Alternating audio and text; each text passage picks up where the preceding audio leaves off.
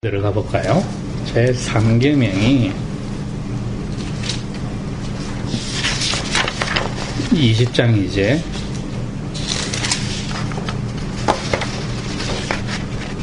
7절인데 세 번째 말이다.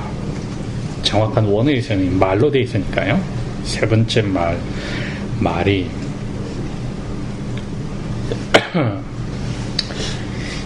첫 번째는 예배의 대상이었고 두 번째 말은 예배의 방법이었다면은 이 세 번째 말은 주종 언약에서 주인 대신 야훼를 예배하는 노예 신하의 자세죠. 신하의 예배자의 모습이 어떠한가, 마음 자세가.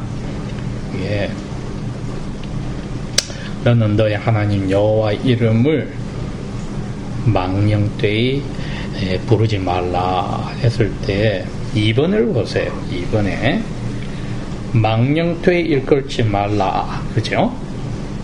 여기에 이 동사가 먼저 나와 있어요. 히브리어에 망령되이 일컬지 말라 너의 하나님 여호와 이름을, 이렇게 되어 있단 말이죠. 그러니까 강조가 망령되이 take up, don't take up in vain. 망령되이 취하지 말아라. 그러니까 거짓되이 부르지 말아라가 초점이 되어 있다 이거죠. 마음에서 여호와는 삼일체 하나님의 고유 이름이다, 그죠? 우리 하나님의 이름이다. 그런데 이 이름에 가지는 효과는 실체하고 동일하다. 이름 자체가 empty, 공허한 게 아니고 이름을 부른다는 자체는 야훼 자체의 신을 그대로 이름 뒤에 인정하는 것과 같다는 것을 이해한다면 이름을 함부로 부른다 말은 이름이 실체로 있는 야훼 자체를 함부로 하는 일이 나오니까 함부로 하지 말아라, 이렇게 된 거죠. 첫 번째로 이스라엘은 야훼의 백성으로서, 여기서 너는 했을 때는 이제 2인칭 단수가 아니고 collectively 2인칭이란 말이죠. 이스라엘 종으로서의 이스라엘 언약 백성 전체를 이야기하는 거니까 야훼에 소속된 야훼의 소유의 백성이다. 그래, 주인을 어떻게 대해야 하는 마음가짐은 너희들은 주인의 이름, 주인의 실체를 함부로 부르면 안 된다. 그러면 신약 시대에는 이스라엘 백성이 영적 이스라엘 백성을 다른 말로 그리스도인이라고 한다면은, 그럼 그리스도인은 그리스도에게 속했다. 그래서 그리스도와 하나 되는 구약 시대의 개념보다도 더 발전한 거죠, 그죠? 주인이 있고 백성이 있다 했는데 신약 시대에는 주인이 머리가 되고 거기에 소속된 백성이 몸이 되어서 하나가 되는 밀접한 관계가 됐단 말이죠. 이거는 성령님의 사역입니다.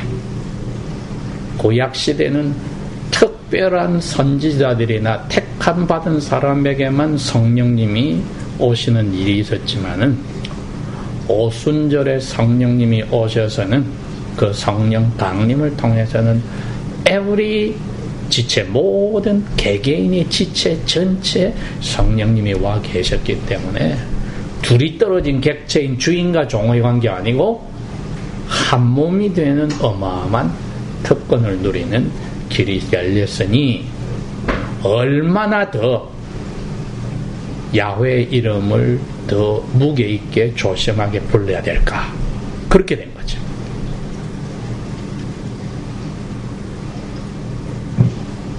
야훼 이름을 부르면 우리의 몸에 머리 되시는 분을 건드리니까 우리도 거기에 들어있잖아요. 근데 이 명예가 하나로 묶어져 있단 말이죠. 머리에게 불명예가 돌아가면 몸에게도 돌아가고, 몸에게 불명예가 들어가면 머리에게도 돌아가고, 이렇게 하나로 묶어지는 관계가 있다. 근데 세상 사람들의 눈에는 그렇게 안 보죠. 우리를 야훼이신 그리스도 예수와 하나로 안 보기 때문에 교회가 욕을 얻어먹더라도 신은 욕을 얻어먹지는 않아요. 세상 사람들은 구별을 하잖아요, 그거를. 예수쟁이들이 문제지 예수가 문제가 아니다, 이렇게 하죠. 그러나 성경의 원리는 그 신약시대에는 하나죠. 그러니까 우리는 하나로 생각하고 조심을 해야 됩니다. 근데 우리끼리 이야기할 때는 우리가 불명예스럽게 하면은 우리는 세상 사람들을 어떻게 볼지를 봐도 우리는 머리 대신 예수님의 불명예를 가져왔다고, 그렇게 분명히 원리적으로 받아야 되겠지.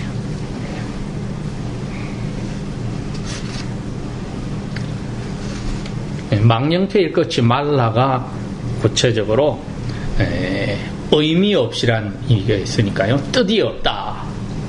그 다음에 두 번째 뜻은 거짓이란 뜻이 있습니다. falsely, 거짓이란 뜻이 있어요. 그러니 이 말이 들어왔단 말은 아담으로부터 지은 죄의 결과로 이건 우리에게 따라다니는 것이니까요. 천사들은 그러지 않는단 말이죠. 천사들은 또 타락할 기회가 없었으니까 거짓으로 이런 불을 건덕지가 아예 없어요. 그렇지만은 아담의 후에 있는 우리들에게는 거짓으로 불을 건덕지를 태생적으로 가지고 있기 때문에 야훼는 이렇게 부정적인 명령을 하지 않을 수 없었던 거지.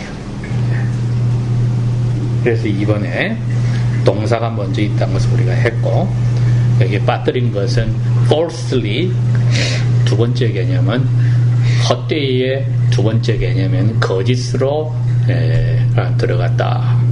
그 두 번째 게 빠진 거지.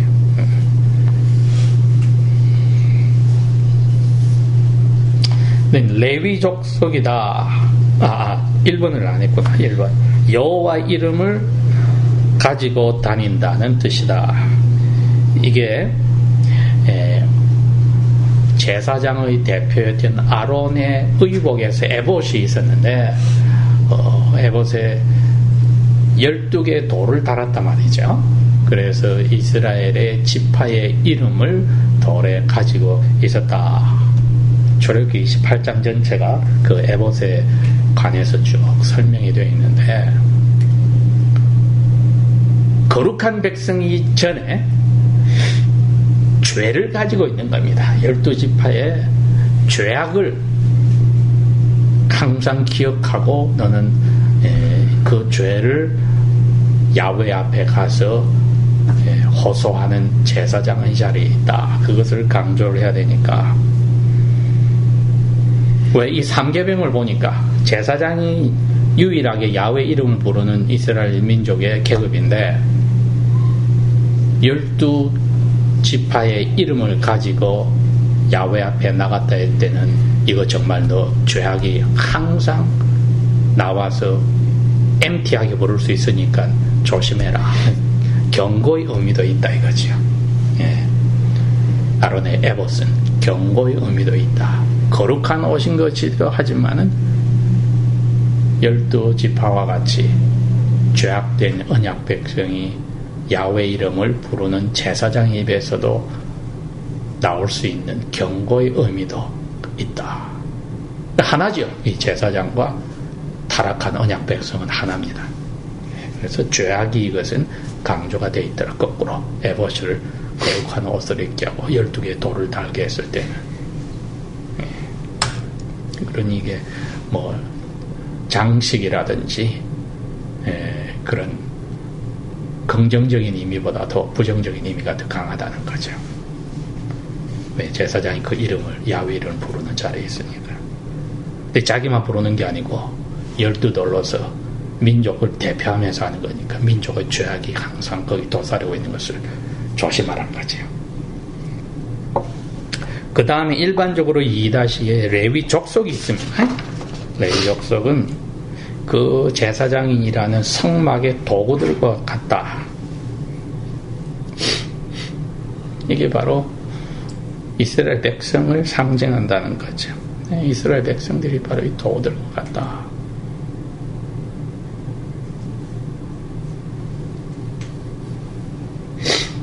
그러니 무엇 하나라도 가벼이 있는 게 없고 다 야훼의 자비를 바라는 제사에 관계되어진 도구들이다.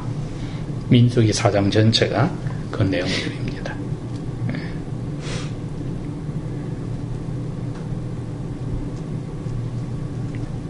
이게 레위 족속은 그 대표지요. 이스라엘의 모든 남자들을 대표합니다. 장남들을. 기억납니까 여러분? 장남들을 6월절에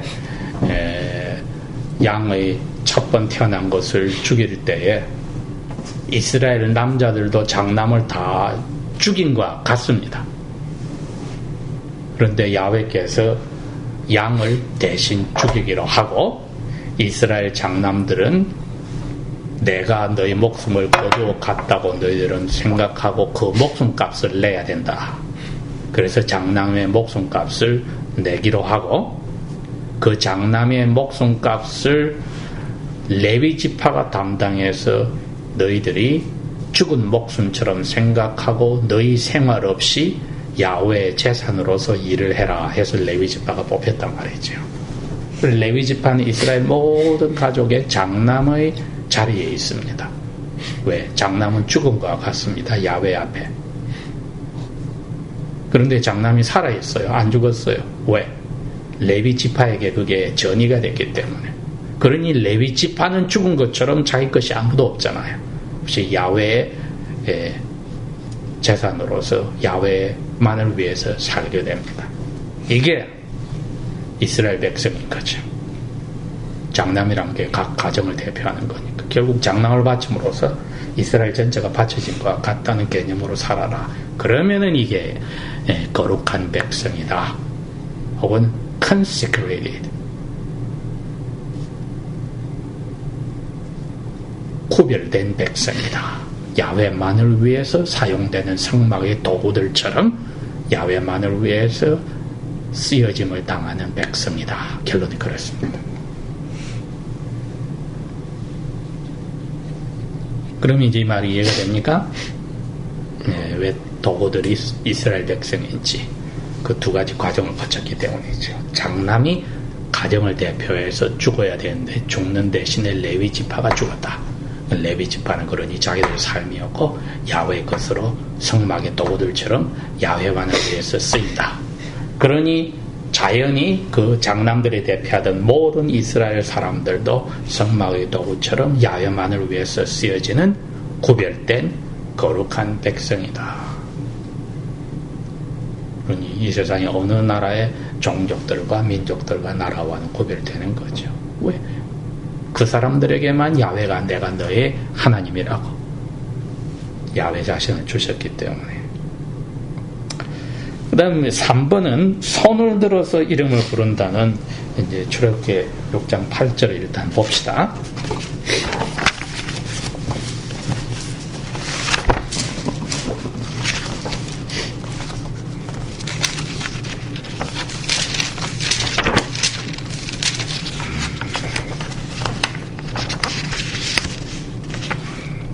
한번 읽어주셔요. 8절. 내가 아브라함과 이삭과 야곱에게 주기로 맹세한 그 땅으로 너희를 인도하여 들어가고 내가 그것을 너희에게 주어 유산으로 삼게 하리라. 나는 주인이라 하시니라.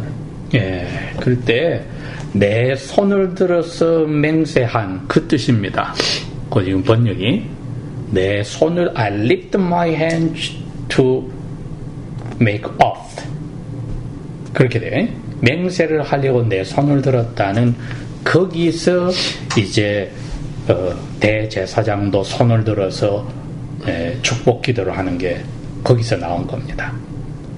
야훼 자신이 손을 들어서 내가 너희 조상 아브라함과 이삭과 야곱에게 맹세했다.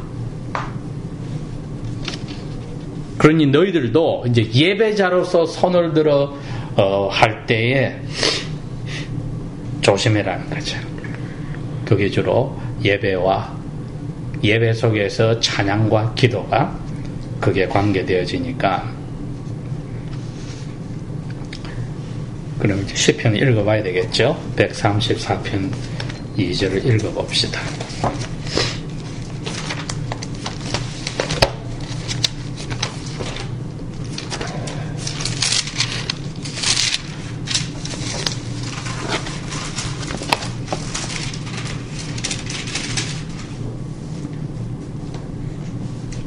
성소에서 너의 손들을 들어 올리고 주님을 찬양하라. 네, 찬양하라가 영어로는 bless라고 되어 있습니다. 네, 복을 선언하라. 주님을 찬양해. 네, 그러니까 우리가 주님에게 복을 줄 수는 있는 입장은 아니지만 복 되신 분을 찬양한다는 개념이죠. 예, Fount of Blessing, 우리 주일날 아침에 불렀던 찬송 중에 복의 근원 강림하다 있죠. 그게 Fount of Blessing, 예, 복의 그 샘물이 되시는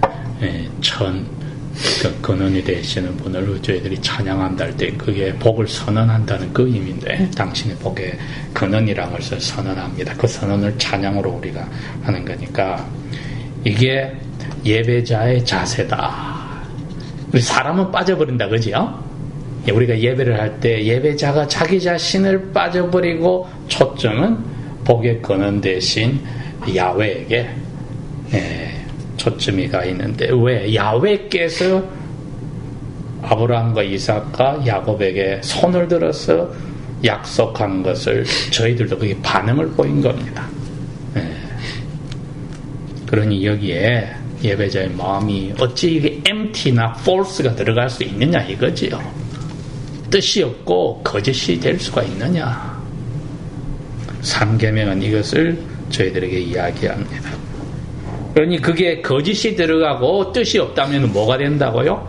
hypocrisy, 위선자가 되는 겁니다. 예수님이 그 아주 신랄하게 비난을 하신 독사의 자식들이라고 비난하신 또 우리 신약시대 모든 하나님의 자녀들이 항상 경계해야 할 제3계명에서 나온 이 하나님의 이름을 뜻도 없고 거짓으로 부르는 그러면서도 경건한 척하는 히포크리트, 위선자의 자세 이것을 조심해야 한다.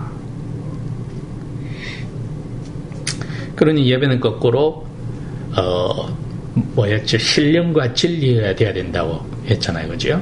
그게 바로 히포크리트, 위선자의 반대말이기도 하고 하이파크리시, 위선의 반대말이기도 합니다. 예배는 신령과 진리다. 네. Spirit and Truth고 그게 반대는 하이파크리시, 위선이다.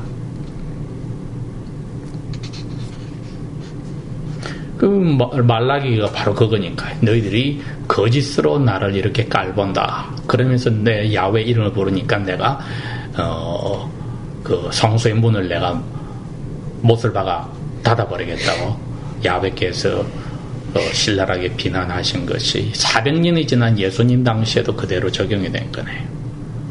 이 극이 달하는데 위선의 극이 달해서 3계명에 가장 반대되는 죄들을 짓고 살았다. 네. 질문이 할 이야기 있습니까? 예배를 드린다가 옳지 않고 예배를 한다가 돼요. 제사가 되어야만 희생제물이 돼야 되면 되니까 예배는 객체는 예배의 주체는 우리가 예배를 하는 거죠. 네, 예배를 하는 거죠. 하나님의 곁에 드리는 건 아니고요. 우리 몸을 드리고 헌물을 드리고 기도를 드리지만은 그 예배 행위는 하는 거다 그거죠. 그렇죠. 예, 우리가 하는 게 예배 행위니까 예배 행위는 우리가 액티브하게 하는 거죠. 참여하는 거니까 예배는 한다는 개념이 되어야 되죠. 로마서 12장 1절 2절 때문에 이게 희생제사를 드린다라고 그냥 영적 제사로 드린다는 게 고정이 돼버렸는데 한다가 확실합니다.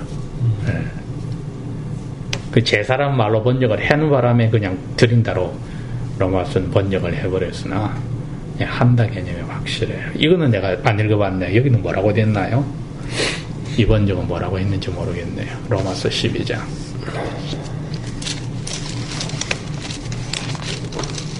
원어로 하더라도 이거는 드린다고밖에 말을 못하죠. 제사라고 써놨으니까. 그렇지.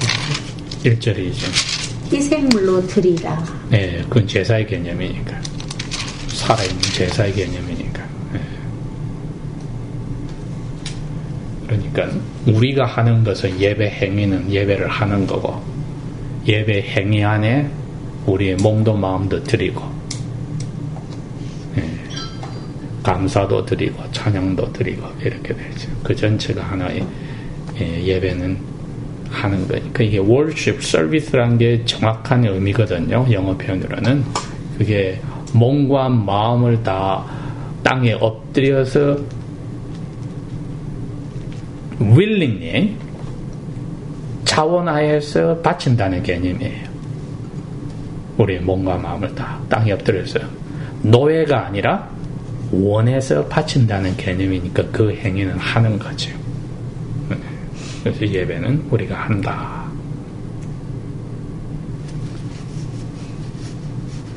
그래서 service란 말을 써요. slavery에 servitude란 말을 안 쓰고, 노예가 노동하는 개념이 아니고 service는 willingly 즐겁게 바친다는 개념으로 씁니다. 그러니 그 바치는 행위를 예배라고 했을 때 예배는 하는 거죠. 우리가 그 예배를 하는 겁니다.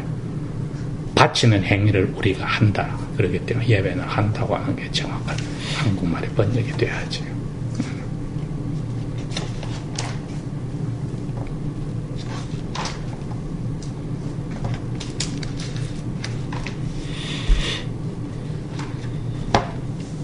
그래서 우리가 participate service라는 말을 쓰기도 합니다. 예배에 참여한다는 표현을 쓰기도 하고, we do service, we all make service 이런 식으로 표현을 쓰기도 하고, 그 다음에 교인들에게 이런 예배를 우리가 제공합니다 할 때 we offer the service라는 말을 써요. 당신들에게 예배를 제공합니다. 그러니 what participate, 이제 아니 뭐 보통 말할 때 attend, 예배에 참여한다는 표현을 쓰기도 하고 그런 말을 쓰지요. give worship service는 안 한다는 얘기죠. give service란 말은 worship이라는 의미로 아니고 쓰는 거죠. 예배를 바친다는 개념이 이게 아니고 우리의 서비스를 어떠한 특수한 필드에서 바친다 이런 개념을 몰라도 서비스 안에 이제 개개들은 우리가 바치는 거잖아요. 그러나 그 액티비티 자체는 우리가 한다는 거죠. 예배 전체 액티비티 자체를 이야기하는 거니까 내가 그 액티비티를 하는 주체니까 한다는 개념이 돼야지. 그래서 이걸 드린다는 개념이 되면 그야말로 구약시대의 제사 개념으로 돌아가 버렸어요. 그래서 마치 예배 자체 하나가 제사물이 되어버리는 불상사가 나옵니다. 구약시대는 드리는 거였네 그럼? 그렇죠. 제사자와 제사가 구별이 되어 있었으니까 당연히 와서 제사물을 바친 거죠. 우리는 우리 자신을 드리는 이 예배 행위를 우리는 하는 사람들입니다.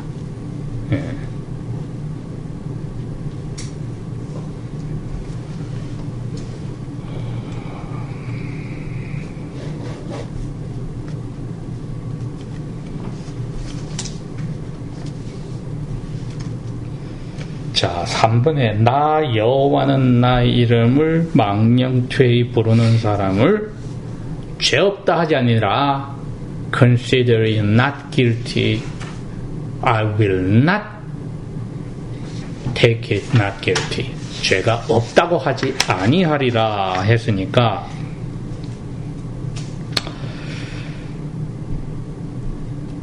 이것을 제대로 행하는 사람은 하나님의 백성은 땅 위의 모든 족속에게 복을 주는 도구로 될 수 있다. 이 죄를 범하지 않을 때는 야훼 이름 불렀단 말은 야훼 복의 근원이 인발브가 됐으니까 복이 당연히 쏟아지는 거에 되는 거죠. 그러니까 하나님의 백성은 복의 도구다. 거꾸로. 그리고 창세기 12장 3절에 너를 통하여 땅의 모든 백성이 복을 받을 것이다. 너는 복의 근원이 된다고 선언하는 게 아브라함을 두 번째로 부르셨을 때 한 약속이고, 그 다음에 이삭을 마음으로 죽여서 바치고 나서 야훼께서 다시 그것을 언약을 한 번 더 확인하신 게 22장이니까 22장은 한번 읽어봅시다. 18절을 창세기 22장 18절.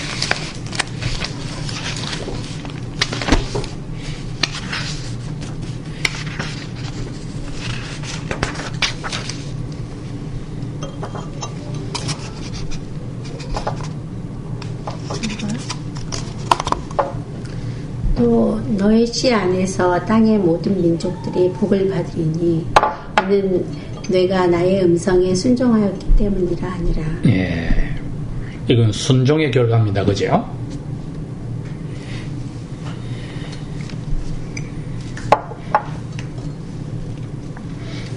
그러니 우리 하나님의 자녀들이 제3계명을 순종하여서 야훼 이름으로 부를 때는 이름이 아니라 이름 뒤에 실체가 복으로서 우리를 통로로 쓰신다. 그 개념이니까 이것을 어겼을 때 일어나는 일이 legal guilt입니다. 죄가 있다고 verdict, 선언이 언도가 나온 거죠.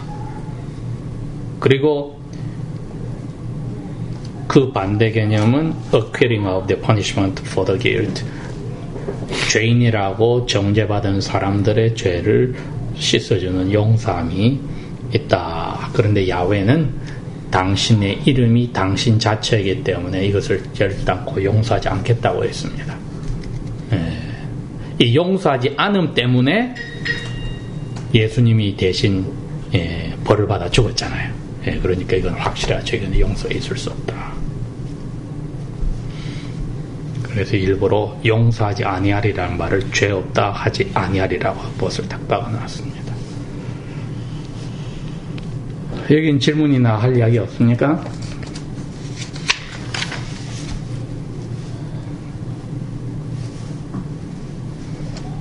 (4번은)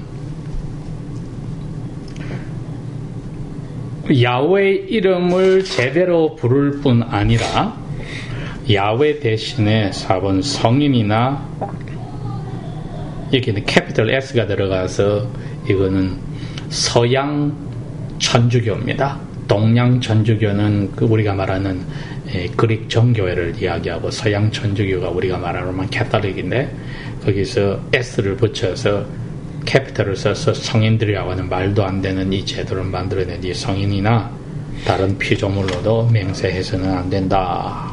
여기 이제 예수님이 하신 이야기도 등장하니까 4-1 정당한 맹세란 사람의 마음을 아시는 여호와 하나님을 불러하여 거짓으로 할 시에는 그의 형벌을 구하는 것이다. 그래서 자기의 떳떳함을 밝히는 야훼 안에서 예와 노밖에 없을 때 정당한 방법은 고린도후서의 사도 바울의 이야기를 들어봅시다. 1장 3절에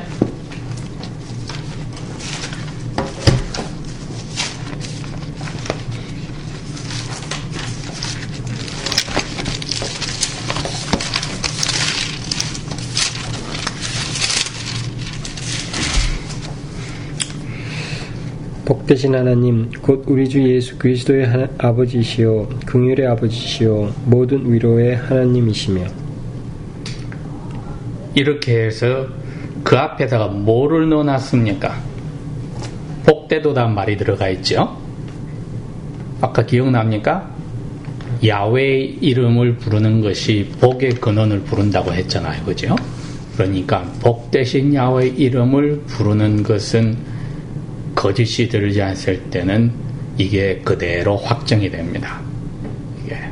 그러니 사도 바울이 고린도 교회를 향하여서 야훼 이름을 복되신 이름으로 선언을 하였다.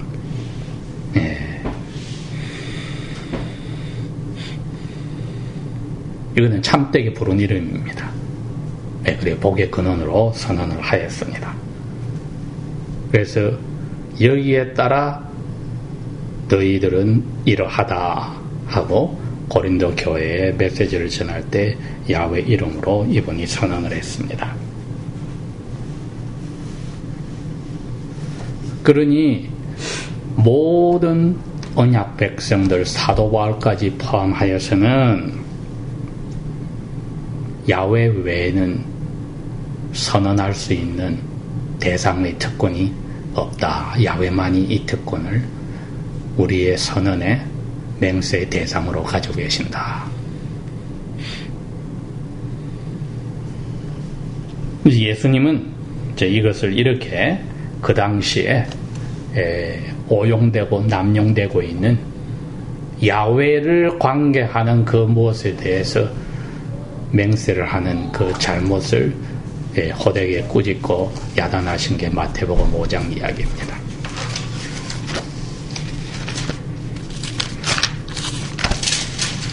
34에서 36절입니다. 나는 너희에게 말하노니 결코 맹세하지 말라. 하늘로도 말지니 이는 그것이 하나님의 보좌이기 때문이요. 땅으로도 말지니 이는 그것이 하나님의 발판이기 때문이요. 예루살렘으로도 말지니 이는 그것이 위대한 왕의 성읍이기 때문이라. 너는 너희 머리를 두고도 맹세하지 말라. 말지니 내가 머리카락 하나라도 희거나 검게 할 수 없기 때문이라. 예, 이건 다 뭡니까? 피조물이죠, 그죠? 그러니 야훼 이름, 우리가 이름을 불렀다면 이름인데 야훼 신 자체를 언급하는 외에는 아무것도 너희들이 또 해서도 안 된다는 것이 야훼 이름을 함부로 부르지 말아에 들어있는 포괄적인 금지 명령이기도 하다, 그 뜻입니다. 그러면 야훼 이름으로 예, 아니오만 해야 된다 이거죠. 맹세가 그것뿐이라는 거죠. 그 외에 나머지 모든 것을 너희들은 할 수가 없다. 야고보서 5장 12절도 그 개념입니다.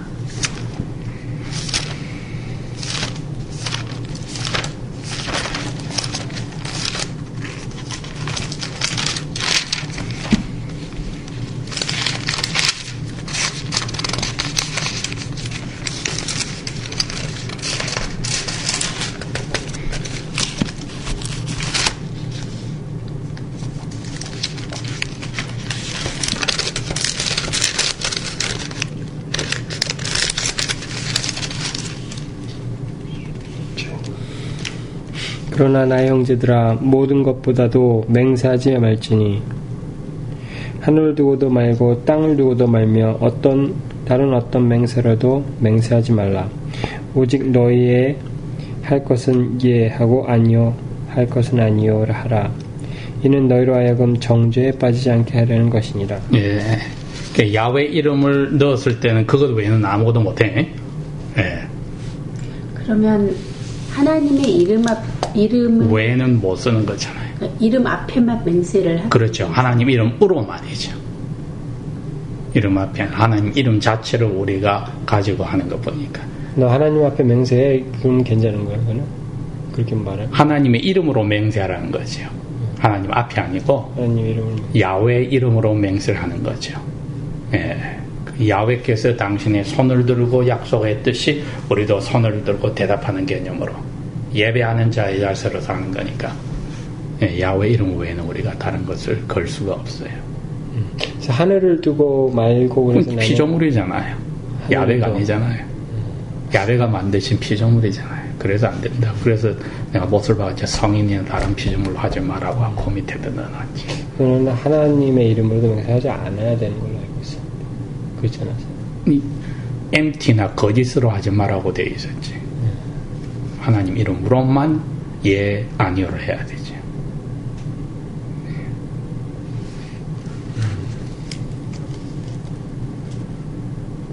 우리는 이름이 바로 하나님 실체란 것을 잊지 말아야 합니다. 별개가 아니에요. 이름과 야훼와 야훼 실체가 분리가 안 돼요. 하나입니다. 예. 그러면 하나님 이름으로 맹세한 거. 그렇죠. 그 외에는 그렇죠. 안 하면 컨뎀으로 가는 거죠. 예. 왜? 거짓이 되어버렸으니까. 야훼를 인정해놓고 안 했으니까 거짓이 되어버린 거죠. 결국 거짓 맹세가 되어버리잖아요. 그러면은 그 하나님 이름으로 어머님들이 예. 이름으로 서원한다라고 얘기를 하는 예, 하나의 소원이 바로 예, 그거였죠. 그런데 그렇게 돼서 내 자녀를 예. 목회자로 하나님 이름으로 뭐 서원하겠습니다. 이렇게 예, 했으면 지켜야죠. 그거는 반드시 지켜야 그렇죠. 돼요. 방법이 없잖아요. 그 시편에도 19장에 나옵니까? 누가 여호와의 성산에 올라가느냐? 예, 고리대금 별리로 빌리지도 않고 자기에게 손해가 되려도 서원을 지키는 자단 개념도 똑같은 십계명의 개념 같은 개념이죠. 어기는 순간에는 야훼를 신으로 인정 안 했으니까 약속해놓고 어겼으니까 그게 MT로 약속한 것 같다는 거잖아요. 근데 그게 아버지가 그렇게 하려고 했지만 자녀가 말을 안 들을 수 있잖아요. 그건 자녀의 문제죠. 아버지 문제는 아니잖아요. 아버지는 지켰는데. 바쳤는데. 뭐 안에서도 지킨 거라요. 네, 뭐를 했는지 모르지만 서원 내용이 뭔지 모르겠지만. 그러니까 목회자가 네. 되게 하겠다고. 예. 그럼 결국 그 자녀에게는 뭐 하나님이 어려운 일을 주든지 하겠죠. 예. 완전히 언약에서 잘라내버렸으면 지 원한 대로 돼서 그냥 하나님 나라에 못 들어갈 거고. 둘 중에 하나 아니겠어요? 채찍을 치면은 징계로 와서 다행이고 아예 없고 아무것도 없다면은 버림받을 수 있지 않겠어요? 그렇게 되면 버림받았으니까 채찍이 없죠. 받으신 아들마다 채찍이 있다고 했는데. 제가 좀 헷갈리는 게요. 예. 하나님 이름으로 하고 네. 하나님 앞에 하고 어떤 차이인 거죠? 글쎄요. 하나님 앞에서라고 했을 때는 하나님의 이름으로 선포를 할 때에 하나님 앞에서란 말을 선지자들이 쓰지요. 대표적으로 엘리야가 그 말을 쓰지요. 예. 내가 하나님 앞에 있었다 하고 하나님의 이름으로 선포를 하는데 예. 그냥 하나님 앞에서라는 개념은 그 함이라고 할까요? 의미는 하나님의 이름을 전제하겠지만 하나님 이름 자체는 아니니까 그거는 뭐 하나님 앞에는 사탄도 와 있어 뭐 얼쩡거리니까 그게 절대로 같은 의미는 될 수가 없죠. 하나님 이름 앞에 그러면은 말이 되나요? 모르겠어요. 난 그런 생각을 안 해봤네. 아니, 그러니까 보통 그러니 누가 소원을 했을 때 하나님 앞에 했을 텐데 그분은 개념은 하나님의 이름으로 했던 거겠죠. 그럼 그건 그러니까 동의죠. 그렇게 하는 분들이 많은데 그게 조금 이해가 안 가서요. 왜냐하면 저희 네. 언니도 네. 저희 작은 언니도 네. 저희 엄마가 저희 어머니가 기도하시면서 예. 그 하나님의 종으로 키우겠습니다 하고 서원을 했다고 그러더라고요. 됐을 때요? 예, 아기 가졌을 때. 그러면 이루어지지 않아야죠, 그거는. 그게 하나님 말씀이 여자는 종이 안 되니까 못하는 거 아니에요. 그렇죠. 네. 그러니까 그 하나님 앞에 쓰여지는 종으로 산다는 개념을 넣었지만은 남자만 한다는 똑같은 성경에 나와 있으니까 여자로서 할 수 있는 바치는 종의 개념으로 살아야 되겠죠. 당연히. 무슨 자리에 있든지. 그게 꼭 직분을 풀타임으로 한다는 의미가 아니라도 모든 것이 하나님의 노예처럼 산다는 개념으로 살아야 되겠죠. 그거는 뭐 부모가 그렇게 키우지 않았으면 부모의 잘못도 있을 거고 자녀가 반역을 했으면 자녀 잘못도 있을 거고 둘 다 잘못도 있을 거고 그렇지 않겠어요? 그니 맹세를 함부로 하지 말란 말이 이거예요. 왜 모든 게 하나님 이름으로 하게 돼 있으니까 하나님은 지키니까 문제는 그거죠. 하나님은 지키니까 우리가 못 지키는 거니까. 내가 하나님 앞에 내 아들을 그렇게 말씀을 전하는 사람으로 키우겠다 이렇게 약속을 아이한테 아이가 뭐 애기였을 때 아이는 모르죠. 했단 말이에요. 했는데 그게 그것도 하나님이 허락하셔야 하는 거잖아요.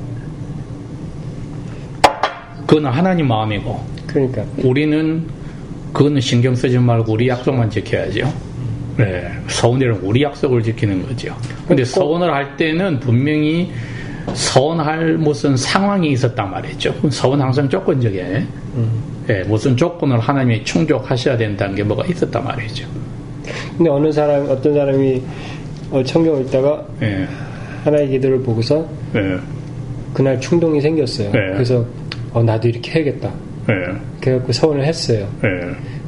서원이라는 것은 하나님께 요구하는 게 있는데 요구도 없이 서원을 있을 수가 없죠. 그러니까 이 일을 하겠으니 하나님께서는 예. 무엇을 주십시오 이렇게 되는. 예. 예. 쌍방향이죠. 그런데 자원하는 심령으로 내가 하겠습니다 하면은 뭐가 됐든 지금 그대로 지켜야죠. 그야말로 하나님과 상관없이. 서원이 되면 하나님이 하신 일이 있어요. 하나님이 이루기 때문에 그 이룬 것에 대해서는 그대로 약속한 대로 지킨 거지만은 서원이 아닌 맹세가 될 때는 그 맹세는 하나님과 상관없이 나는 무조건 지켜야 되겠어요. 그렇게 되는 거죠. 구분이 되는 거죠. 하나는 맹세가 하나는 서원이니까. 서원은 원함이 있었단 말이죠. 그 원함이 자식을 바치는 게 원함이 아니었어요. 자식을 달라는 원함이 있었고 받았을 때는 나는 바치겠다는 맹세를 합니다. 이렇게 된 거니까.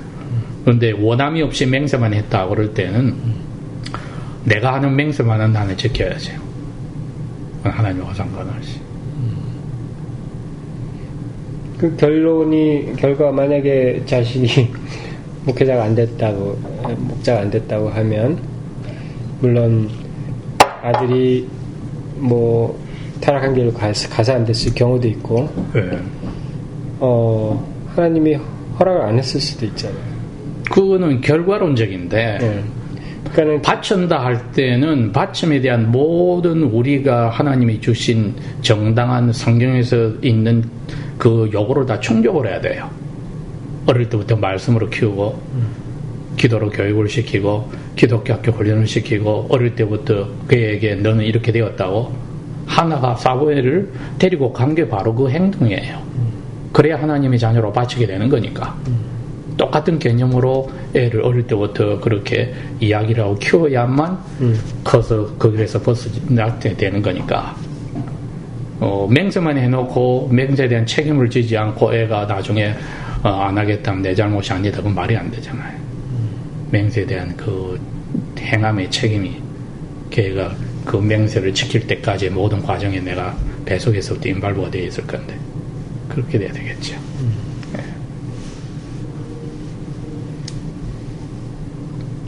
네. 제일 확실한 거는 맹세를 안 하는 게 제일 나은 거죠.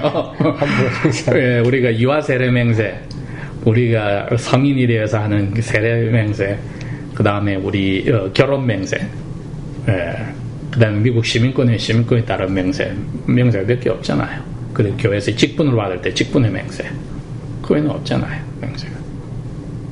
그러니까 보통 이게 위험한 게 아닙니다. 그 개혁교회는 유아세를 받으면 예. 성인이 되면 입교식을 하는 건가요? 아니면 그렇죠. 자기가 the age of discernment, 자기 스스로로 판단해서 주님의 만찬을 자기가 이거는 죄가 있어서 안 되겠다 하겠다 판단할 수 있는 자리에 가고 주님의 피 흘리심과 돌아가심과 살아나심에 자기가 마음으로서 깨닫고 소화가 되고 교회 멤버로서 내 책임이 무엇인지를 내가 감당할 것이 무엇인지를 판단할 그 자리에 갔을 때가 age of discernment이에요. 그러한 분별력이 다른 나이가 되죠. 그러니까 나의 제한을 두질 않죠. 그래도 적어도 12살 이상은 돼야 되지 않나고 생각을 한 거죠. 그 개념으로 하는 거죠. 입교식 때는 무엇을 하나요? 다른 게 아니죠. 공포를 하는 거죠. 교회 앞에서 이제 내가 언약의 자녀로서 이렇게 자라서 내 스스로가 그것을 확인합니다 하고 공포를 하는 거죠. 교회 멤버임을, 자기는 원래 멤버예요. 교회 멤버죠. confessing 멤버가 아니고 뵙타이스드로서의 카비넌트 멤버라 그래요. 그걸 계약 언약의 멤버라 그러죠. 그런데 이제 confessing은 어른이 돼서 믿은 사람이 컨페스에서 멤버가 된 것 같이 내 입으로 이제 컨페싱하는 멤버가 될 때가 바로 이 퍼블릭 프로페셔널 페이트라고 해서 공개 선언하는 그 시기, 입교식입니다. 한국에서 보통 중학생에서 고등학교 때 하잖아요, 그거를.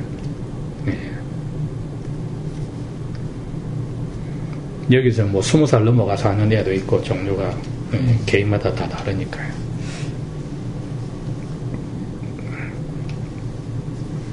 자, 5번 여호와 이름을 회방하지 않고 손상시키지 않고 대신에 주 예수 이름을 신하는 것이 합당하다. 이제 이게 우리에게 나온 개념이 이겁니다. 왜? 예수님이 야훼의 아버지의 이름입니다. 아멘이시다. 이름에. 그러니까 우리에게는 무엇이든지 내 이름으로 기도하라는 개념이 나오고 야훼의 아버지 야훼에게 찾아가기 위해서는 아들 야훼의 이름을 거치지 않고는 아버지 야훼에 갈 수 없으니까 우리는 당당하게 예수님의 이름으로 모든 것을 선포하는 구약시대보다도 훨씬 나은 입장의 길을 열어주셨다. 그러니 하나님 아버지 앞에서 맹세한다는 표현보다 이제 예수님 이름으로 맹세하는 것은 훨씬 더 우리가 자연스럽게 할 수 있는 거죠.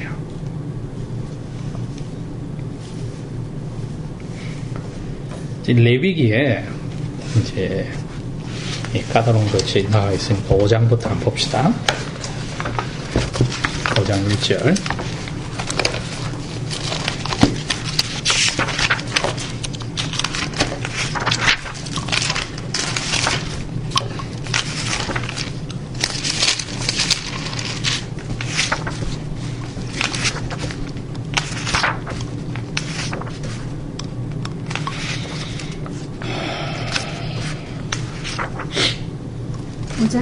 예.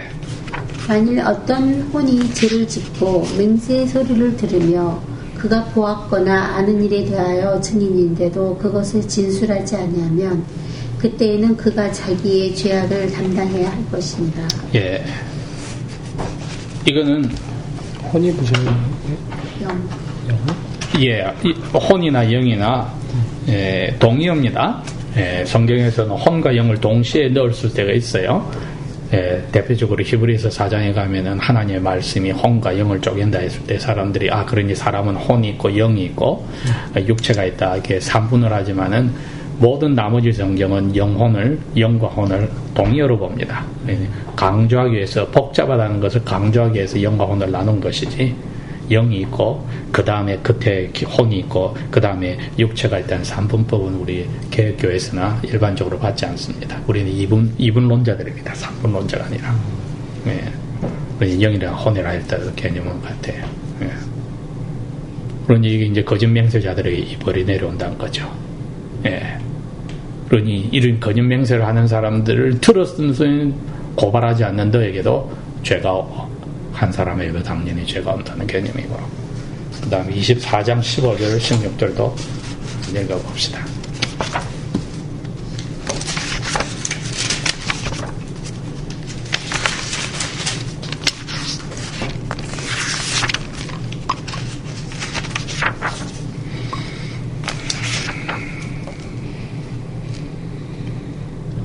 너는 이스라엘 자손에게 전하여 말하기를 누구든지 자기 하나님을 저주하는 자는 자기 죄를 담당하게 될 것이요 주의 이름을 모독하는 자는 반드시 죽일지니 모든 회중은 분명히 그를 돌로 칠지니라. 낯선 자든지 그 땅에서 태어난 자이든지 주의 이름을 모독하면 죽일지니라. 그래서 미국 땅이 분명히 영국에서 영어를 썼을 당시에는 안 그랬는데 미국 땅에서도 언제부터 이 OMG가 들어오기 시작했는지 모르겠어요. 몇 세기부터 미국 땅에 신대륙에 와서 살면서 언제부터 이름이 모든 사람들의 입에서 나오기 시작했는지 모르겠으나 이게 내 생각에는 라디오하고 이 TV하고 영화가 큰 역할을 했을 거예요. 분명히. 그렇다면 1920년대 후인 셈인데 이게 거의 이제 모든 데 만연돼서 그 제일 심하게 드러나는 데가 공립학교에서 애들이 가장 자연스럽게 그 언어를 안 쓰면 마치 사람 취급 못 받는 것처럼 남녀를 물어나고 돼버렸는데, 그러니 우리 하나님 자녀들도 내가 처음 유학 와서도 학교에서 창피를 당한 것 같다고 하죠. 우리 영어를 배울 때 당연히 자연스럽게 배운 거였지만은 그 정도로 영어권의 미국 사회가 타락을 했으니까 그렇게 된 거죠. 그러니 그 대체하는 단어도 우리가 쓰지 않는다. What the heck 하면 그 해를 대신해서 말이고, what, my goodness는 그건 또 하나님 대신하는 거고, 뭐, pillars sake라든지, 뭐, 이 모든 heaven's sake 이런 것들이 다 바로 그런 개념을 대체해서 쓰는 거니까, 우리가 망령되이 하는 데서 우리 하나님의 자녀들이 이거 극별히 조심해야 된다. 그건 expression이잖아요. 어떤 일에 이렇게 놀란 것에 대한 expression이 그렇게 이제 쓸 수 있는 말들이 그렇게 그 하나님 이름을 생각 없이 쓰는 거니까. 그걸 안 쓰면 뭘 쓰죠? Oh brother, oh man 얼마든지 있잖아요. 그렇죠. 그렇게 쓰죠 보통. 보통 그 보수교단들은 당연히 그렇게 써요. Oh my leg, oh my land, oh brother, oh man 이제 그렇게 쓰죠. 당연히 그렇게 쓰죠. 그러니까 저희 같은 경우는 이제 영어를 거의 미국 와서 배웠으니까 그걸 이제 자연스럽게 미국에서는 익스프레션을 이렇게 하는구나 그렇게 한 거죠. 그러니까 내가 아까 말했듯이 그런 미디어들이 이제 시작된 1920년대 이후에서 그게 그냥 일반화처럼 퍼져버렸다고 보면은 그 전에 것을 차분히 우리 영어로서도 영국에서부터 올랐을 때 초기에 미국의 신대륙 상을 볼 때는 그런 걸 쓰지 않은 것을 생각한다면은 생각을 달래야죠. 그럼 환경 탓을 할 수가 없는 거죠. 우리가 제대로 영어를 제대로 안 배운 것 같죠. 물론 제대로 된 ESL 선생들은 이런 표현으로 함부로 하는 것을 싫어하는 사람이 있어요. 옛날 그걸 배운 사람들은. 왜? 아직까지도 방송에서도 그런 것을 못 쓰게 막는단 말이죠. 아나운서들이 그런 발언을. 게스트가 와서 쓸 수 있을지 몰라도 앵커 자신은 못 쓰게 막는단 말이죠. 그걸 생각하면은 타락이 빨리 온 거죠.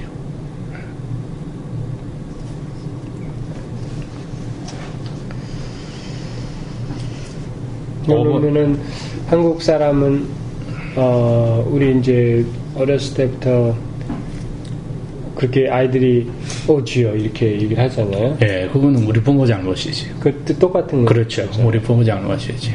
그게 오히려 기독교인은 그렇게 얘기하는 게 낫다고 생각을 했는데. 아니 어려운 때 주님의 이름을 부르는 개념으로 갈 때는 다르죠. 안 그래요? 주님의 이름을 부르는 것이야. 부르는 것이 다르지만 그냥 우리의 그 상태를 표현할 때 주님의 이름을 잡아놓는 것은 이것은 의미가 없잖아요.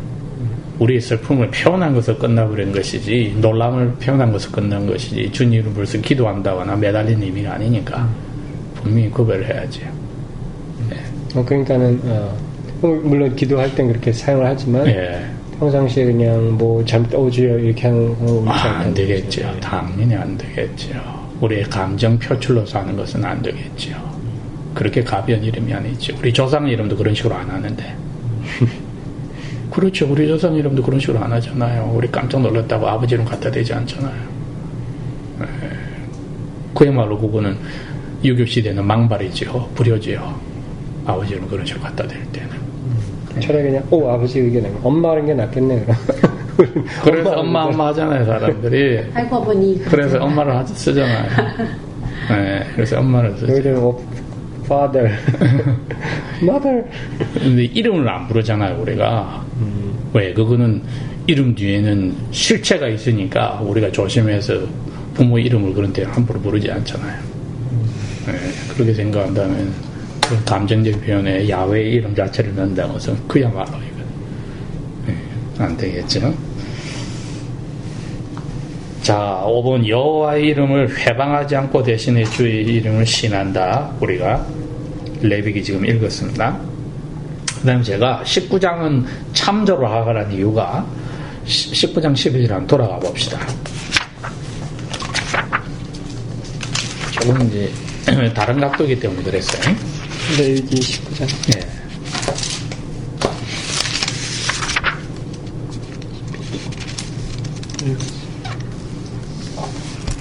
너희는 내 이름으로 거짓 맹세하지 말며 너는 내 하나님의 이름을 욕되게 하지 말지니라. 나는 주인이라. 예, 주라고 한 것이 원어에서는 야훼라고 되어 있습니다. 예, 그러니까 여기서 주라는 것은 고유명사입니다. 삼일체 하나님의 고유한 이름으로서 주란 뜻입니다. 그게 우리가 말하는 그냥 주님이 주인이란 뜻이 아니고 야훼를 한글로 주라고 번역을 한 거예요, 이분이. 예, 원어에서 야훼로 되어 있습니다. 그러니까 내가 이처럼 어마어마한 너희들의 주인으로서의 이름이 야훼다. 그러니 거짓으로 너희들 해서 안 된다고 그렇게 확실하게 못을 박아놨습니다. 그 다음에 뒤에 이제 세 개는 우리가 신약 시대에 우리들이 자연스럽게 다가오는 것이니까 예수님의 이름은 의무적으로도 우리가 부르는 것이다. 왜? 그러지 않으면은 아버지 이야기에 갈 수가 없으니까.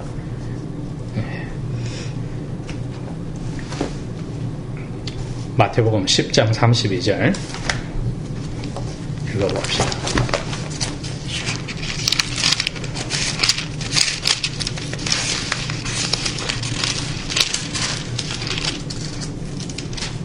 오늘도 만약에 시간 여유가 있으면 올리셔도 괜찮을 것 같은데요. 오늘도 10장 32절. 그러므로 누구든지 사람들 앞에서 나를 시인하면 나도 하늘에 계신 내 아버지 앞에서 그를 시인할 것이요. 예, 이게 그 증인이란 말 있죠. 증인. 예, 증인이라는 표현이 그겁니다. 똑같은 말을 반복한다는 개념이거든요. 그러니까 아버지께서 아들을 보내셨어서 아들이 아버지 앞에 원수들이 공격할 때에 아버지 앞에 자기가 자기의 고백을 그대로 했듯이 그리스도인들도 예수 그리스도의 고백하는 그 모범을 따라서 죽음 앞에서도 그리스도 이름을 고백한다. 그게 이제 이 증인의 뜻이고, 거기서 또 순교한다는 의미도 거기서 나옵니다. 마트라는 의미도 이것을 반복한다는 의미로 글자가 나옵니다. 그러니까 똑같은 고백을 한다. 예수님의 이름을 예수님의 모본을 따라서 우리도 고백한다. 그러니 우리를 야훼인이라고 부르지 않고 그리스도인이라 부릅니다. 그죠? 삼일체 하나님 야훼 중에 아들 하나님 예수 그리스도의 길로서 우리가 삼일체 하나님을 만나기 때문에. 그다음 로마서는 우리가 잘 아는 복음 선포자의 길에서 반응하는 사람들의 모습이니까요. 9절 10절입니다. 10장 9절 10절.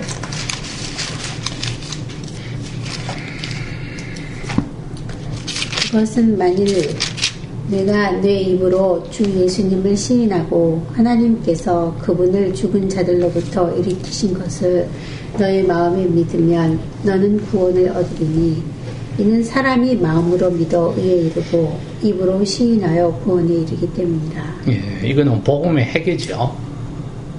빠진 단어는 죄를 고백함으로 용서받는다는 게 빠졌지만은 9절이 죄를 뒤집어쓴 예수님을 고백하고 거기서 살아나신 것을 고백했으니까, 그 다음에 10절은 용서받은 표신 righteousness, 의가 들어온 거지요.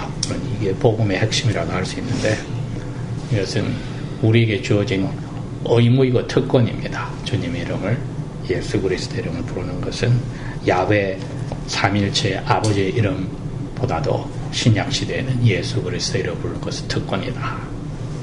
그 다음 마지막 이제 골로새서 3장 17절입니다. 이거를 왜 시인하여라고 separate 한 이유는 뭐죠?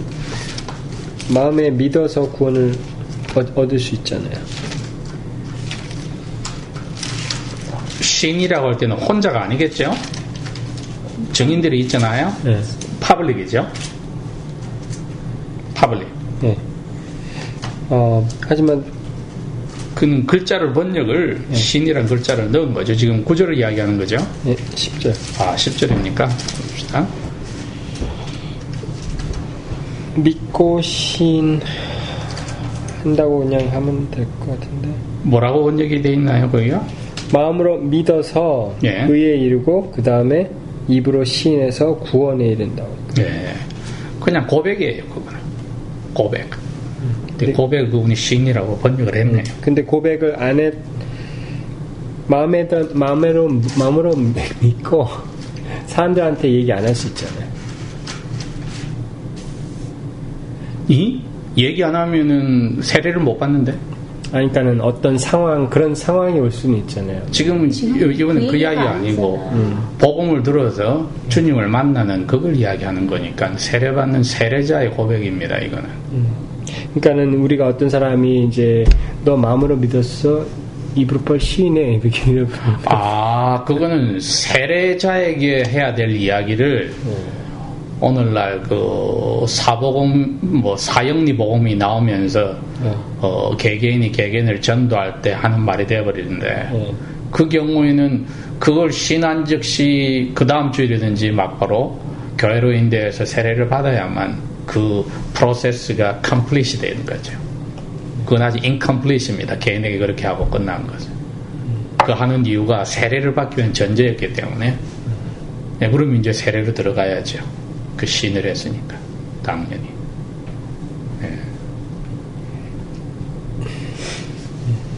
그 대표적인 게 필립이 그랬잖아요, 그죠? 에티오피아 내시에게 고백을 받고 그 자리에서 들어가고, 사도 바울이 빌립보 간수나 그 가족에게도 막 바로 들어가고. 그래서 뜸을 들일 이유가 없죠. 고백을 했으면, 입으로 고백을 했으면 뜸을 들일 이유가 없죠. 나중에 이제 교회가 그렇게 하고 배반하는 사람들이 나오고 그러니까 관찰해보고 하겠다는 것은 하나님의 지혜를 깔아뭉개는 거죠. 사람의 지혜가. 그러니 학습이라고 하는 개념이 성경에서는 없은 게 후대 교회에서 만들어낸 제도니까요. 시작은 항상 고백하고 세례하고 나서 이제는 내가 너희들에게 가르친 것을 가르치고 특별히 무엇을 가르치냐면은 지키라고 먼저 가르치라는 거예요. 너희들이 지금 듣는 거 그거 무조건 지켜 하고 첫째가 강조점이 지키라고 하는 것을 제일 먼저 가르쳐야 됩니다.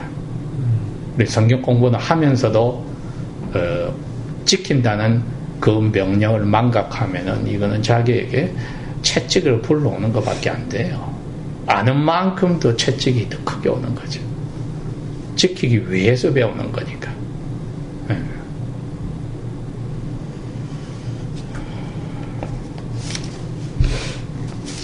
골로새서 3장 17절입니다.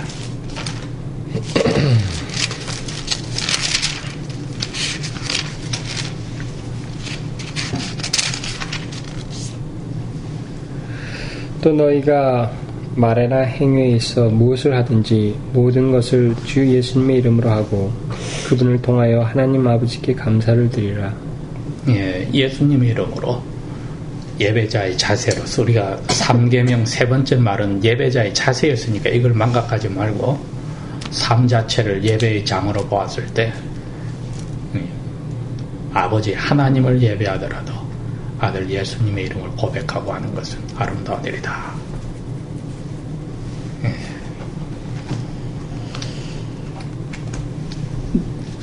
다른 질문은 없습니까? 다음에 또